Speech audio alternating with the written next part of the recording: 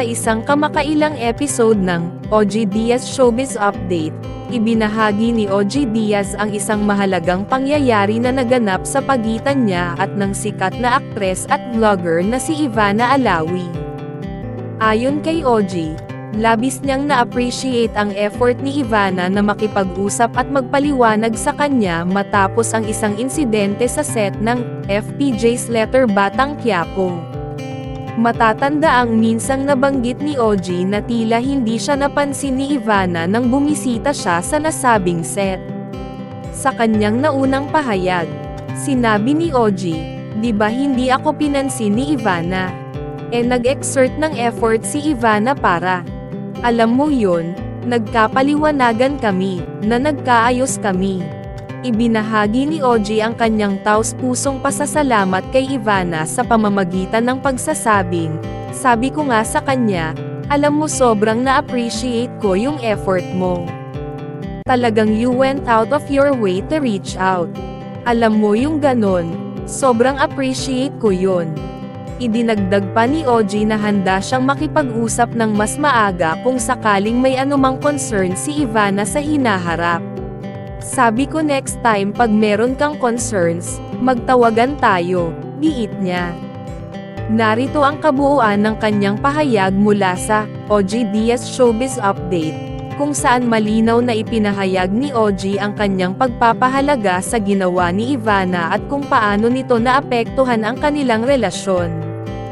Sa kabila ng kanilang naunang hindi pagkakaunawaan, masaya si OG na maayos na ang lahat sa pagitan nila ni Ivana. Si Ivana Alawi ay unang nakilala nang sumali siya sa reality show na Starstruck sa GMA7. Dahil sa kanyang taglay na ganda at karisma, sumikat siya sa social media at nagkaroon ng malaking following sa mundo ng vlogging. Sa kasalukuyan, umabot na sa mahigit 17.5 million ang kanyang mga. Bukod sa kanyang tagumpay sa showbiz at vlogging, kamakailan lamang ay nakapagtala si Ivana ng napakalaking kita mula sa kanyang pagla-live selling sa TikTok. Sa loob lamang ng 6 na oras, kumita siya ng 8 digits o nasa 10 million pesos. Dahil dito, tinagurian siyang TikTok Shop. Sa kanyang pahayag sa News 5 Everywhere, ibinahagi ni Ivana kung paano niya nakamit ang nasabing kita. "Nag-live ako from 6 PM natapos ako 12 AM.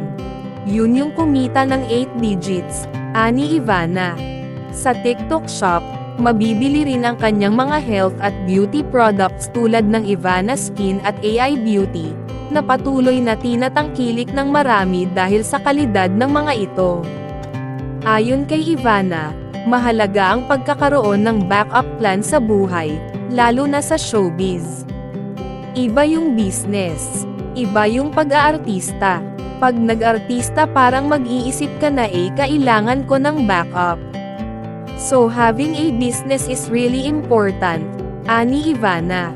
Sa kabila ng kanyang abalang schedule bilang aktres sa FPJ's Letter Batang Quiapo, at bilang isang aktibong vlogger, pinapatunayan ni Ivana na posible ang maging matagumpay sa maraming larangan. Patuloy niyang hinaharap ang hamon ng negosyo at pinapalawak ang kanyang mga oportunidad, na siyang nagbibigay inspirasyon sa marami. Si Ivana Alawi ay patuloy na nagsisilbing ehemplo sa mga kabataan at kapwa niya artista. Hindi lamang dahil sa kanyang talento at ganda, kundi pati na rin sa kanyang sipag, dedikasyon, at pagiging bukas sa komunikasyon at pag-unawa. Ang kanyang pag-reach out kay OG Diaz ay patunay na mahalaga ang pakikipagkapwa-tao at ang pagsisikap na mapanatili ang maayos na relasyon sa industriya.